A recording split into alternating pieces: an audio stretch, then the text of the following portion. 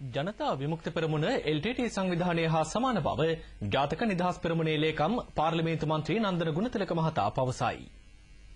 ජාතික නිදහස් පෙරමුණු සමාජිකයන්ට ජනතා විමුක්ති පෙරමුණෙන් දිගින් දිගටම එල්ල කරන ප්‍රහාර පිළිබඳව දැනුවත් කිරීම සඳහා කොළඹදී පැවති ජනහමුවකදී නන්දන ගුණතිලක මහතා මේ බව පැවසීය.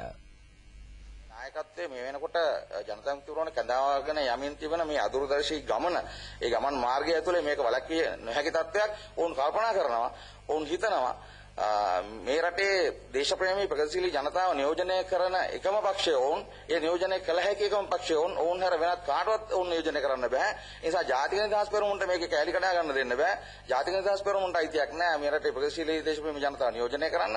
අපි තමයි ඒකේ එකම නියෝජනය කියලා කොටි සංවිධානය කල්පනා කරා වගේ, දෙමළ ජනතාවගේ එකම නියෝජිතය Taman කියලා කොටි සංවිධානය යම්කිසි කාලයකදී කල්පනා කරා වගේ අද ජනතා විමුක්ති පෙරමුණ කල්පනා කරනවා මේ රටේ ප්‍රගතිශීලී දේශප්‍රේමී ජනතාවගේ නියෝජිතය වෙන්න පුළුවන්කම තියෙන ඒගොල්ලන්ට විතරයි. ඒ නිසා වෙන කවුරුවත් මේක නැගිලි ගහන්න බෑ, වෙන කාටවත් මේක කැලි කඩා ගන්න දෙන්න බෑ.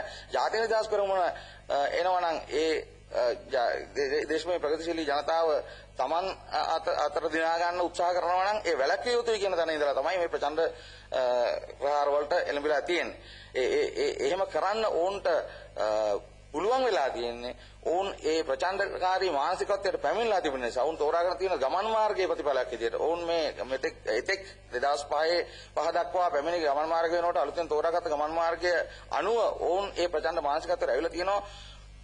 Tamanට කළ හැකි ඕනෑම දෙයක් කර Taman තෝරාගත් මාර්ගයේ ගමන් කරනවා කියන තැනට. ඒ නිසා තමයි මෙහෙම සිද්ධ වෙලා තියෙන නිසා අපි